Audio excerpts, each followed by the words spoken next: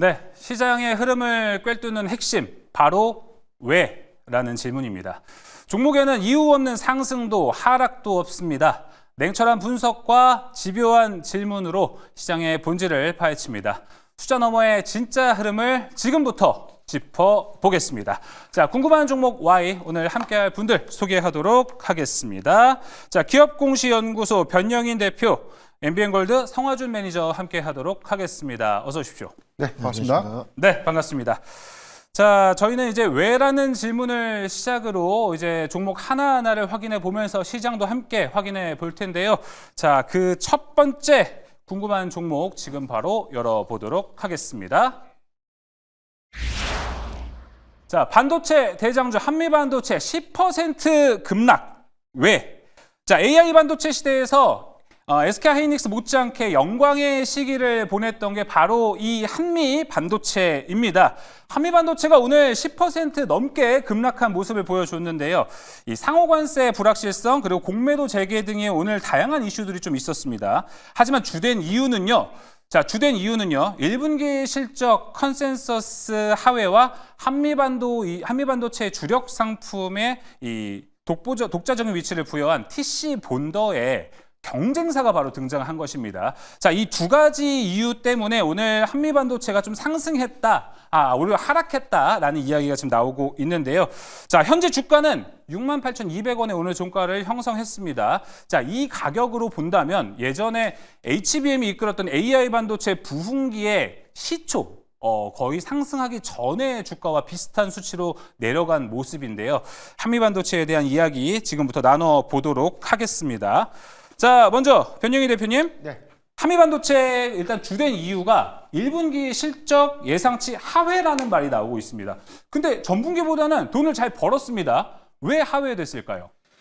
내용을 좀 보면 1분기 공정공시에서 나온 데이터가 매출액이 1,400억, 영업이익이 686억을 좀 기록했는데 영업이익률이 한 49%대이기 때문에 사실 전반적인 실적 추정치를 좀 감안한다고 하더라도 이게 오늘 10% 정도 주가가 좀 하락할 만한 사유인가라는 부분에 대한 의문이 있고요.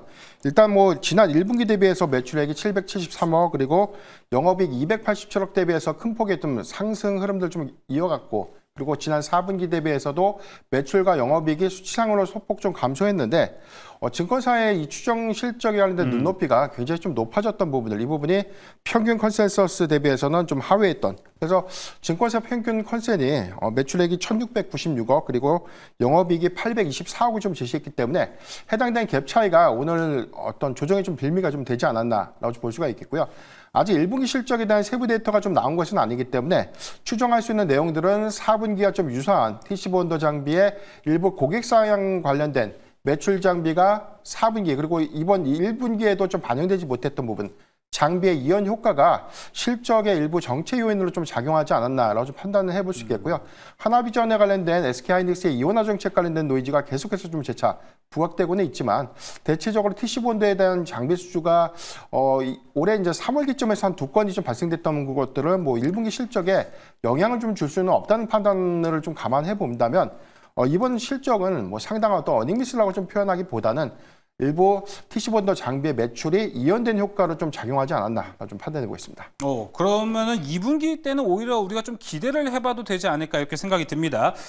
이 매출과 영업이익을 다시 한번 짚어보면 1,400억 원 그리고 686억 원 정도가 일단 기록할 것으로 나오고 있는데요. 자, 하지만 이제 증권사 컨센서스가 이거보다 높으니까 이거는 증권사 컨센서스의 하회니까 오히려 좀 오늘 주가를 끌어내린 것 아닐까 이렇게 정리가 되고 있습니다.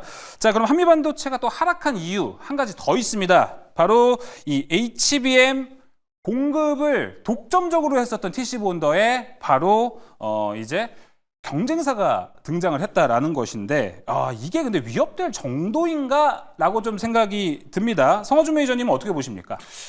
사실 뭐 결과부터 말씀드리면 좀 어느 정도 위협이 될 수도 있다라고 좀 말씀드려야 될 것 같아요. 그러니까 아무래도 이제 한미반도체가 이 HBM의 필수 장비에 대한 공급을 나름대로 이제 SK하이닉스와 독점적으로 이어갔고, 심지어 SK하이닉스도 이 엔비디아와 이 AI 반도체에 대한 이 HBM 공급을 거의 독점적으로 이끌어갔던 부분들이 있다 되다 보니까 아무래도 자연스럽게 이 매출 성장이 잘 이끌어져 왔단 말이죠. 네. 특히나 이제 이 한미 반도체 같은 경우에는 이 HBM 장비 쪽에서 이 뭐 세계적으로 워낙에 또 이 그 독점 그러니까 지금 지위 독점을 하고 있는 지위 좀 위치에 또 있다 보니까 예. 나름대로 이 TC 본더에 대한 이 독점 공급하고 있는 부분들에 대해서 누군가가 또 다른 또 특정 기업들이 또 치고 들어온다라 그러면 당연히 위협을 받을 수밖에 없지 않겠느냐. 좀 이렇게 말씀드려야 될 것 같아요.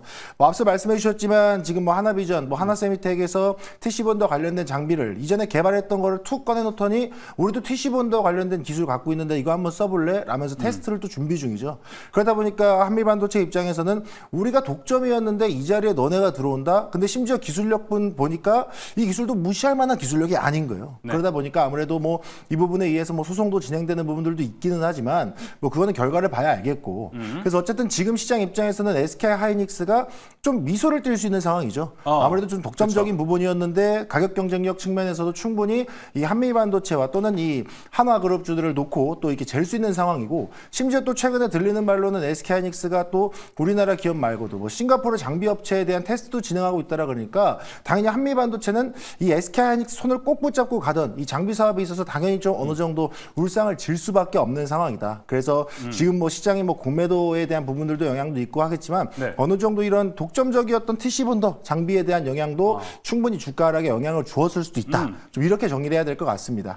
알겠습니다. 그러니까 하나세미텍이 만들고 있는 TC 본더가 점점 올라가면서 이제 한미반도체의 이 지위를 조금 내릴 수도 있는 가능성이 점쳐지고 있는 건데 여기서 투자 포인트로 우리가 한번 짚어보면 아까 말씀해 주셨던 것처럼 한미반도체도 지금 이제 공급을 다변화하려고 하는 전략을 말씀해 주셨잖아요, 매니저님. 네. 그게 효과가 확실히 좀 있을까요? 그래도 하이닉스로 보내는 게 네네. 조금 더 좋지 않을까? 사실 이제 말씀해 주신 것처럼 한미반도체가 이 SK하이닉스에 대한 의존도 그러면 SK하이닉스가 우리한테 독점적으로 하지 않아준다라 그러면 그럼 우리도 좀 다변화해야 되지 않을까라는 전략을 펼치는 것 같아요. 보니까 뭐 SK하이닉스뿐만 아니고 뭐 다른 기업들에 대한 부분들까지도 좀 같이 의존도를 낮추겠다고 이끌어내고 있는데 현재 전망으로는 뭐 27년에는 현재 70% 수준의 SK하이닉스 의존도를 갖고 있는데 뭐 40%까지 한번 낮춰보겠다. 그리고 타 기업에서 그에 대한 매출을 좀 끌어내보겠다라고 이야기하는데 사실 이런 부분들은 어떻게 보면 또 전망이죠. 전망이다 보니까 뭐 반도체 시장이라든가 AI 반도체, 뭐 HBM의 수요 이런 것들 좀 복합적으로 같이 좀 밟아가 보면서 확인해야 되지 않을까. 그래서 전망은 전망일 뿐 이 한미 반도체에 대한 실적에 대한 컨센은 조금 더 확인해보고 정규장 흐름도 봐야 될 것 같다. 이렇게 말씀드리겠습니다. 알겠습니다. 지금 채팅창에 이제 한미반도체를 관련해서 많은 분들이 좀 궁금해하실 것도 있을 것 같습니다. 그리고 이제 변희영 대표님 추가 질문을 하나만 좀 드려보자면 오늘 장중에 한미반도체 호재 있었습니다. TC본더 25% 앞으로 인상하겠다. 이런 이야기가 있었는데 확실히 이 분위기가 더 무서워요. 내리고 있는 날이니까 이런 호재가 올라와도 사실 반영이 좀 안 된다 볼 수 있는데 사실 이런 25% 인상안이 나온다면 추가 하락은 더 없지 않을까라고도 생각을 할 수 있을까요? 네. 일단 오늘의 낙폭 확대 부분들은 단순하게 실적 미스라기보다는 전반적인 시장의 영향도 좀 상당히 좀 반영됐다고 볼 수 있겠고 올해 SK하이닉스가 이 TC본드에 관련된 전체 발주량은 60에서 80대 정도 좀 제시를 했습니다. 그러니까 여기서 이 하나비전 측에서 2회차까지 해서 420억, 그러니까 대당 개수는 한 10대 미만으로 지금 수주가 확정된 것을 보여지는데 대체적으로 한미반도체 공급 추정량들을 좀 감안해 보면 시장이 우려하는 그런 큰 부분에 대한 실적 해서는 다소 좀 제한적이지 않을까. 그래서 저는 오늘 과대낙폭 부분에 관련된 어떤 그런 부분들은 어느 정도 저점 확인된 이후에 충분히 좀 반등이 나올 수 있는 좀 구간이 좀 되지 않을까라고 보여드리겠습니다. 네, 알겠습니다. 자, 오늘 첫 번째 궁금한 종목 Y 한미반도체 이야기 들어봤습니다. 자, 이어서 궁금한 종목 Y 두 번째로 넘어가 보도록 하겠습니다. 두 번째 종목 확인해 보시죠. 자, 시장이 이렇게 힘든데도요 상한가로 직행한 종목이 바로 있었습니다. 그 주인공 바로 온코닉 테라퓨틱스였습니다. 신약 연구 결과 발표의 급등. 왜일까요? 자, 이달 말 미국 아마케이에서 이중저의 표적 항암제 후보 물질 네수파립의 위암 관련 이제 비임상 연구 결과 발표가 나온다라는 소식에 상한가에 안착을 했습니다.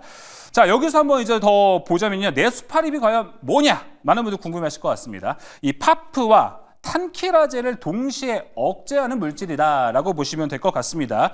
이 파프는요, 다중 ADP 당중합 효소고요. 파프 억제제는요, 여러 암 치료에 쓰이고 있습니다. 그리고 탄키라제는 암세포 형성에 관여하는 효소, 이 두 가지를 동시에 들어간다라고 하니까, 그리고 이제 암학회에서 발표를 한다고 하니까 오늘 주가는 이렇게 힘든 시장인데도 불구하고 상한가, 꽉 찬 상한가를 보내주면서 오늘 시장 마감이 됐습니다. 자, 여기에 대한 이야기 한번 나눠보도록 하겠습니다. 온코닉 테라피틱스. 이게 전임상 발표만으로도 주가가 이렇게 뛸 수도 있나라고 좀 생각이 드는데요. 변희애 대표님 어떻게 네네. 보셨습니까? 우선 18일 날 발표됐던 데이터도 한번 체크를 좀 해봐야 될 것 같은데 예. 미국 FDA에서 네스파리 의약품이 ODD, 그러니까 희귀 의약품에 좀 선정이 좀 된 바 있었는데 이게 뭐냐면 전체 미국 인구의 한 20만 명에 해당되는 어떤 이 대상 질환에 좀 타깃을 좀 하고 있는 약물이기 때문에 전체적으로는 좀 기대 요인들이 좀 될 수 있겠지만 전체 어떤 시장 규모를 좀 추정해 봤을 때는 확장성 관점에서 좀 다소 좀 제한적이다라고 볼 수가 있겠습니다. 다만 좀 기대할 수 있는 요인들이 지금 위암세포를 억제하는 이 억제제로서 희귀 의약품에 좀 지정이 됐었고 다음 달 좀 개최될 미국 암학회에서 여기서 이제 세부 데이터가 좀 공개가 좀 될 예정인데 오늘 발표된 어떤 초록에 대한 내용을 보면 비임상 연구 결과가 전체적으로 이 향종양 관련된 어떤 임상 가능성들에 관련된 기대 요인들, 여기 관련된 성과 지표가 유효 지표 값을 일부분 충족한 것으로 좀 나왔다는 부분들이 좀 기대 요인도 좀 됐는데 중요한 포인트는 해당되는 억제제가 치료제로서 변환이 가능한 그런 어떤 약물의 어떤 적응증 확대 부분에 관련된 기대감들이 오늘 일부 수급으로 좀 이어지면서 상한가로 좀 직항하게 된 어떤 배경이 좀 되지 않았나라고 좀 볼 수 있는데 좀 냉정하게 좀 분석을 좀 드리자면 아직까지 이거는 뭐 임상 지표 단계에서 뭐 비임상 지표, 즉 동물 실험에 관련된 데이터이기 때문에 여기 대해서는 뭐 미국 암학회에서 세부 데이터에 대한 이 판단 내용들을 좀 더 검증을 해볼 필요가 있겠다라 좀 판단해 볼 수 있겠고 여기에 대해서 향후에 뭐 임상 일상으로 좀 진입되는 그래서 치료제로서에 관련된 어떤 전환 가능성들이 좀 본격화되는 그런 구간들은 충분한 좀 기대 요인들이 좀 될 수 있겠지만 아직까지는 비임상 지표 데이터 안에서에 대한 단기 급등이라는 점을 좀 감안해 보면 수급 변동 관점에서는 좀 유의를 좀 해봐야 되는 구간이 좀 되지 않을까 좀 판단해보고 있습니다. 네, 워낙에 또 급등을 한 종목이다 보니까 조심해야 될 것도 좀 필요해 보입니다. 자, 그렇다면은 성하준 매니저님, 네. 중국이 기술을 넘긴다고 합니다. 그렇죠. 일단 뭐 지금 뭐 세계 정치 외교 이런 걸 떠나서 돈을 벌긴 하네요. 그러다 보니까 이게 진짜 돈 되는 딜이 맞는지 좀 궁금합니다.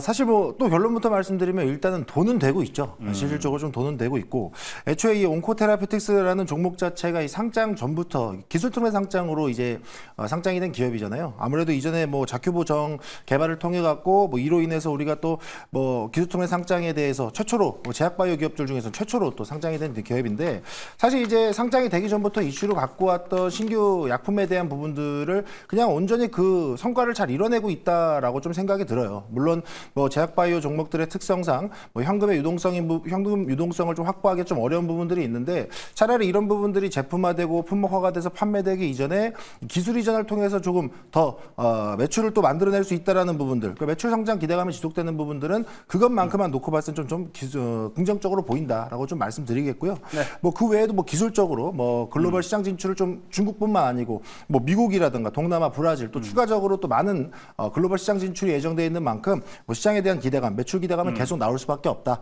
근데 앞서 말씀해 주셨던 것처럼 저도 단기적으로 이게 신규 상장 종목이다 보니까 수급에 대한 변동성으로 인한 종목의 움직임은 좀 확인해 보면서 갈 필요가 있다. 그래서 매출 인식 좋고 기술 이전 너무 좋다. 하지만 뭐 차트상에 여러분들이 진입하는 구간에 있어서는 좀 변동성을 좀 조심할 필요가 있다. 이렇게 정리해 드리겠습니다. 알겠습니다. 자, 뭐 기술적인 거 좀 이야기해 주셔서 추가적으로 질문 좀 해보도록 하겠습니다. 매니저님, 자 2,100억 원대 시총 갖고 있거든요. 온코닉이. 이게 과연 신규 매수는 좀 어려울 수 있을 것 같아요. 네, 맞습니다. 보유자 입장에서는 어떻게 하는 게 좋을까요?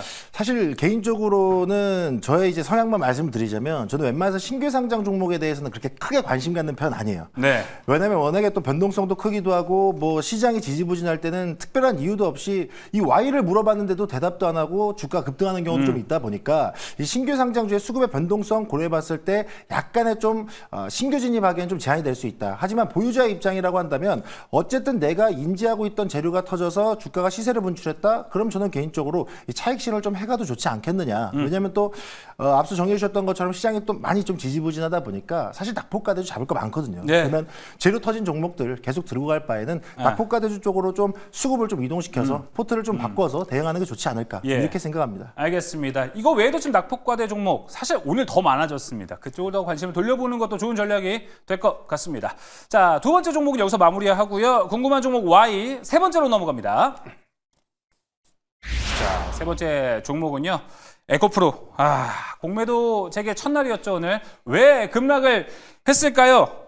오늘 타겟은 에코프로가 포함된 2차 전지였다라는 이야기가 상당히 많습니다. 그렇게 뺐는데 더 뺄 게 있냐라는 평가도 지금 같이 있는 건데요. 사실 빠질 만큼 빠져서 공매도가 들어올 틈을 많은 분들이 예상을 했을까요? 하지만 대차 잔고가 많이 늘어나면서 2차 전지에 대한 투심이 좀 악화가 됐고요. 주된 이유를 한번 더 살펴보자면 1분기 실적도 좋지 않다고 합니다. 지난 4분기보다 1분기가 더 안 좋아질 거라고 지금 많은 증권사가 예측을 하고 있다 보니까 공매도가 들어갈 틈 조금 생기지 않았나라고 좀 생각이 듭니다. 자, 그럼 변영희 대표님. 네. 2차 전지 대차 잔고가 왜 늘어납니까? 이거 에코프로를 포함해서. 결론적으로 말씀드리면 전기차 캐즘에 관련된 지속 이 부분은 업황에 관련된 회복 시그널들이 재차 좀 지연되고 있는 게 가장 큰 원인이 되고 있겠다라고 볼 수가 있겠고, 지난주 금요일 날 에코프로의 대차 잔고 비중이 12.6%입니다. 오늘 종가 기준으로 환산해 보니까 0.4% 정도가 좀 늘어서 13%대로 좀 나타내주고 있고요. 오늘 나왔던 공매도의 어떤 금액들이 523억을 좀 기록했는데 이 부분은 코스닥 안에서 2차 전지 섹터 내에서 가장 높은 비중이었다는 점. 이 점은 오늘 공매도 재개가 상당한 하락에 영향을 줬다라고 좀 개인적으로 좀 판단해 볼 수 있겠고, 두 번째는 통상적으로 대차 잔고에 대한 비중이 유동주 식수 대비해서 한 5% 정도를 좀 상회하는 종목들이 잠재적으로는 이 공매도에 좀 타깃될 수 있는 요인들이 있는데, 대체적으로 이 상위 섹터들, 특히나 2차 전지 섹터들의 대차 잔고 비중들은 유동주 식수 대비해서 한 10%를 좀 초과하는 경우들이 좀 많기 때문에 이런 부분들이 단기적으로는 어떤 수급 부담으로 좀 이어지지 않을까 아주 판단되고 있습니다. 네, 알겠습니다. 자, 그렇다면은 오늘 또 특이점 중에 하나가요. 성화준 매니저님. 네. 이런 와중에도 기관은 오늘 에코프로를 담았습니다. 네.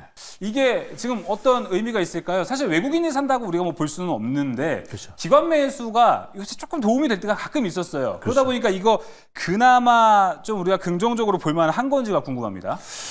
저는 개인적으로 좀 말씀드리자면 에코프로를 비롯한 2차 전지 관련 종목들의 수급, 뭐 기관이 그나마 좀 순매수를 잡아주는 부분 그나마 좀 다행이다라고 보는데 사실 뭐 이유에 대해서는 뭐 직접 물어봐야 되겠지만 제가 시장을 보는 예상치를 좀 말씀드리자면 일단 어느 정도 좀 지수 방어의 개념이 좀 포함이 되어 있다고 말씀드려야 될 것 같아요. 아무래도 네. 이제 기관들의 이제 뭐 파생에 대한 영향도 좀 고려한다라 그러면 최근에 코스닥 시장이 일부 뭐 특정 종목으로 인해서 지수 하락을 계속 부추겼던 만큼 여기에 2차 전지 관련 종목들까지 이 지수 하방을 계속 눌러간다라 그러면 어쨌든 파생에 대한 부분이 영향을 받을 수밖에 없죠. 그러다 보니까 어느 정도 기관이 좀 저점에서 순매수를 좀 잡아주면서 지수 방어를 하기 위한 대응이 좀 있지 않았나라는 생각도 있고요. 또 추가적으로는 또 낙폭 과대 인식 속에 또 단기 차익을 위한 또 매매에 대한 순매수가 있지 않았을까라는 부분도 좀 포함을 시켜봐야 될 것 같습니다. 하지만 제가 지금 보는 관점에서도 2차 전지의 지금 종목들의 움직임은 좀 일시적으로 좀 하방 압력 받아가는 부분은 좀 어쩔 수 없지 않느냐. 그래서 기관들의 순매수는 좀 단발성의 순매수이지 않을까. 좀 이렇게 말씀드려야 될 것 같습니다. 알겠습니다. 일단은 우리가 막 믿고 볼만한 수급은 아니다. 이렇게 좀 정리를 해볼 수 있을 것 같습니다. 자, 오늘 세 종목 Y 모두 마무리를 해봤는데요. 오늘 저는 이제 변영희 대표님도 그렇고 성화준 매니저님도 그렇고 처음 뵙는데 오늘 방송 아주 좋았습니다. 그래서 성화준 매니저님 같은 경우는 또 추가로 만날 수 있는 공간이 있잖아요. 네, 그렇습니다. 바로 안내해 주시죠. 네, 시간이 많이 부족했습니다. 그래서 네. 여러분들한테 또 풀어드릴 것들 그리고 앞서 나왔던 종목들 중에 여러분들이 꼭 알고 가셔야 될 내용들에 대해서 이 방송 끝나고 바로 유튜브를 통해서 공개 방송 이어지니까요. 많은 참여 부탁드리도록 하겠습니다. 네, 공매도 재개 시장 전략을 공개하겠다. 오늘 방송에서 성화준 매니저가 못다한 이야기를 다 준비했다고 합니다. 함께 가셔서 좋은 정보 많이 얻어가셨으면 좋겠습니다. 자, 궁금한 종목 Y는 여기서 마무리해 보도록 하겠습니다. 지금까지 기업공시연구소 변영희 대표, MBN골드 성화준 매니저와 함께했습니다. 오늘 말씀 고맙습니다.